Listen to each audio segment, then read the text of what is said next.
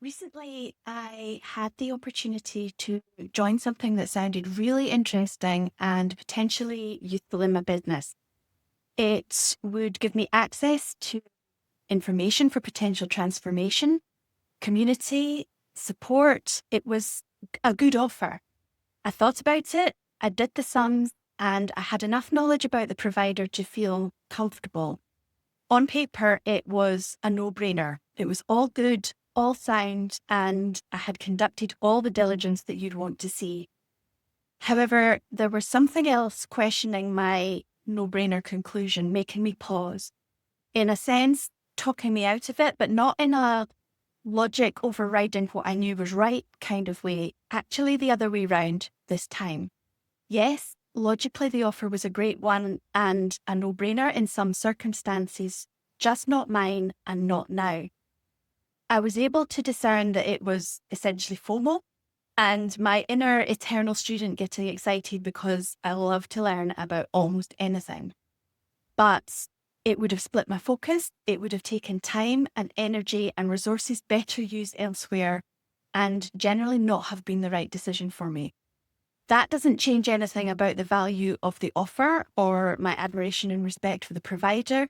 And honestly, I am still a little bit FOMO sad, but nor does it change the fact that walking away was the right decision to make for me and my business today. This is a different way round from the way that we usually talk about the interaction of logic and feeling in the online business space. Normally, we talk more about the very valid point of not letting your logic mind override what's right for you. Yes, and as with most things, there's another side.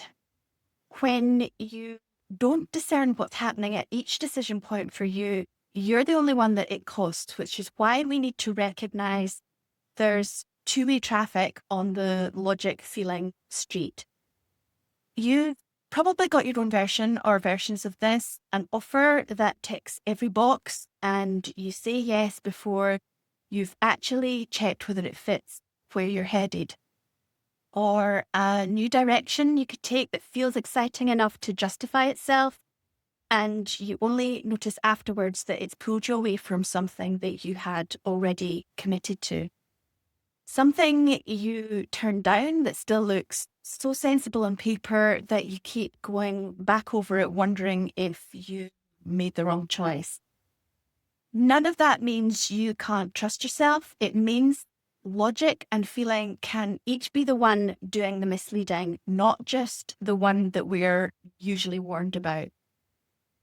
Welcome back to this channel. I'm Lyndon and I talk about entrepreneurial leadership, what it actually takes internally to lead your business well. And today's video is about turning down something good and why that can be the more leadership aware call than saying yes. This runs the opposite way from the way that we usually talk about logic and feeling in the online business space. Normally, the caution goes one direction. Don't let the logical case talk you out of what you know is right. That's valid, and it's really worth saying because that's often the way we're more likely to fall because it more comfortably fits with how we've been taught to think, valuing logic over inner knowing. But the other side does exist, and our decision-making in business needs us to recognize both and to know what's piping up when and why so that we act from our own discernment either way.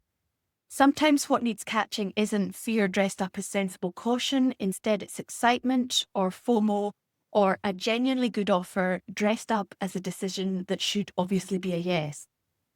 The offer doesn't have to be all hype for this to be true. It can be entirely legitimate, well presented, offered by someone you genuinely respect, and still not be the right yes for you right now. Outsourcing a decision doesn't only happen to fear, it can happen to persuasion too, and a strong offer is persuasion whether or not that's anyone's intention. And business has genuinely dull, low movement periods of time that don't sit comfortably with your creative energy. And that dullness is exactly what makes an alternative feel shiny and all the more tempting. So the test isn't whether another offer is good. It isn't even whether the logic checks out, because it might do completely.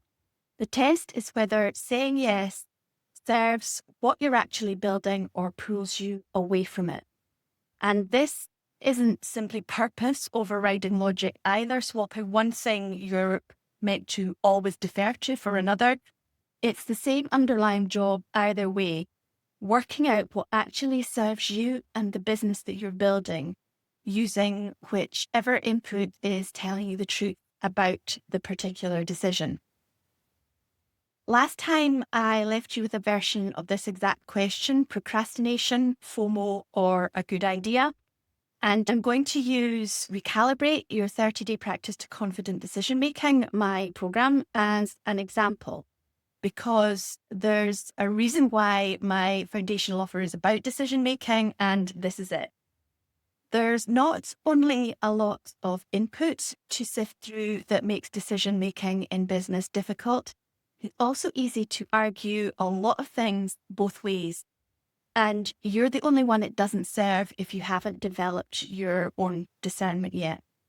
Decisions need to be made in service of what you're building rather than from what's pulling you, whether on the fear or the FOMO side. And obviously, you're allowed to change your mind too.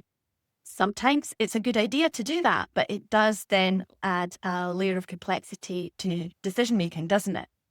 So what are we to do? Recalibrate isn't about rating offers that's come across your path. Plenty of offers out there are genuinely good. Recalibrate's there to help you tell the difference between a decision that serves your direction and one that would take you away from it, so that when you turn something good down, you can do that cleanly without needing to relitigate it for weeks and without needing anyone else to confirm that you're allowed to say no to something sensible.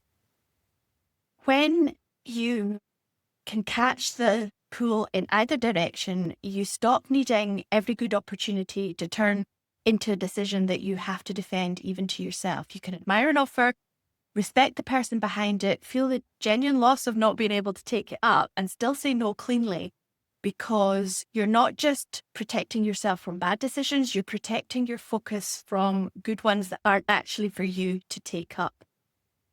So discernment doesn't run in one direction. It's not only catching fear dressed up as caution, it's catching excitement dressed up as a no-brainer. And either way, the job's the same. Stay anchored to what you're actually building and let that decide. So next time something lands that feels like an obvious yes, ask it straight. Does this serve what I'm already building, or does it pull me off it? That's the question that actually helps you decide, not whether an offer's good.